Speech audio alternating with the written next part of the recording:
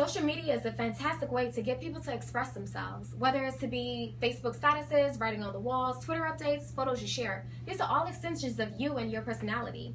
In an age when the internet devices are always on, meeting face-to-face is becoming increasingly rare, and people choose to meet screen to screen. In a new survey conducted in September 2014, the Pew Research Center finds that Facebook remains by far the most popular social media site. Multi-platform use is on the rise. 52% of online adults now use 2 or more social media sites, which basically means that people are using more than one form of social media to communicate, simply search ideas. For the first time, more than half of all online adults 65 and older use Facebook. Think about it. How often do you check your Facebook account, likes, or to see what people are up to? I will introduce you to each of the media so you can have a better understanding. Let's begin with Facebook. Today's Facebook is the world's largest social media site, with more than 1 billion users worldwide. Facebook allows us to message and post statuses updates to keep in touch with our friends and family. Sharing something on Facebook is a bit different from other types of online communications. The things you share on Facebook are more public. An average user spends 700 minutes per month. Instagram is relatively simple. It's focused exclusively on sharing photos with your friends. Here are some statistics on Instagram. 55 million photos uploaded every day. Today's Twitter is now less focused on what you're doing and more about what's going on. YouTube is a free video sharing website that makes it easy to watch online videos. Let us look into some advantages of the social media and what they have provided us. One of the most important advantages of the use of social media is the online sharing of knowledge and information among the different groups of people. Social media has the potential to fundamentally change the character of our social lives, both on an interpersonal and a community level. Not everyone is positive about social media, and it is important to consider some of the main criticisms. There are many problems that we face in the technology age. In January, Tumblr put our society into a fearsome perspective. The website features a collage of images of people staring down at their cell phones. They're lost in time, frozen in the moment. They're completely detached from their surroundings. Social networking can take a lot of your time. It can hold you back from engaging in other important activities, such as family bonding. Many people use social networking as their own form of communication, wishing happy birthdays on walls instead of person or over the phone. And it can cause a great barrier between those people who have access to the internet and the ones who do not. Dr. Rosen, a prominent psychologist, has discovered many disorders associated with social media.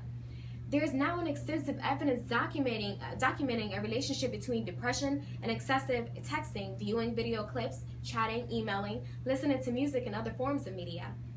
Medical practitioners now observe depression in teenagers that is not brought on typical teen problems, but by Facebook researchers coined the symptom Facebook depression. And teens who experience it are at risk at isolation and depression and may turn inappropriate online resources that promote substance abuse, unsafe sexual practices, or aggressive or destructive behaviors.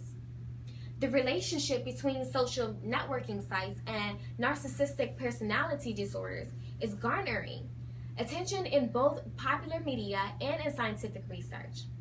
Further studies suggest that narcissism is more pronounced and even encouraged by social media networks due to rapid rise in social networking sites.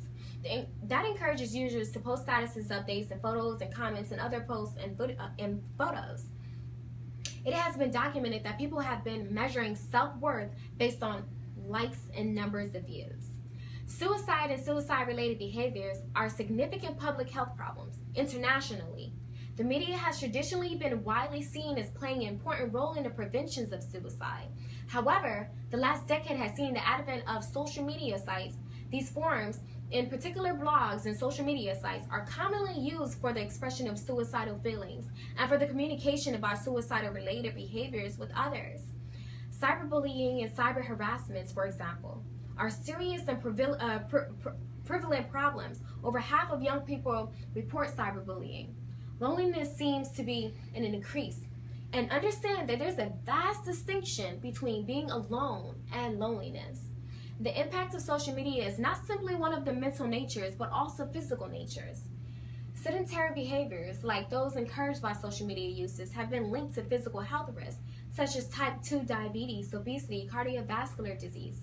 High blood pressures are also associated with sedentary behaviors. Type in the terms thin inspiration, thin spell, or ANA into various social media networks, and a disturbing underground world comes into focus. Images of legs and protruding ribs, or flanked by words like starving or starving for perfection, and drastic tips to drop weight. Combined, there are a reveal of troubling movements that advocates eating disorders. Selfie addiction is a new pathology often related to the past bullying and low self-esteem. The problem of misusing these friendship sites has become serious and alarming. University of Maryland did a test of a technology blackout. They used a sample of 200 students and suspended them for 24 hours. Following that event, students were asked to write about their experience of not using social media. When asked to describe the day, students used the words in withdrawal, craving, very anxious, extremely antsy, miserably, and crazy. And essentially, social media has changed the way we are able to communicate and behave, not only in groups, in society, but in each other. Social networking sites are revolutionizing the idea of what our society is. What is the new dynamic doing to normal social interactions? What impact does the social networks have on our users' mental health? Social networks, unlike the common media, do not have a pattern as to how much information has been conveyed and where to draw the line. Ask yourself, how far is too far?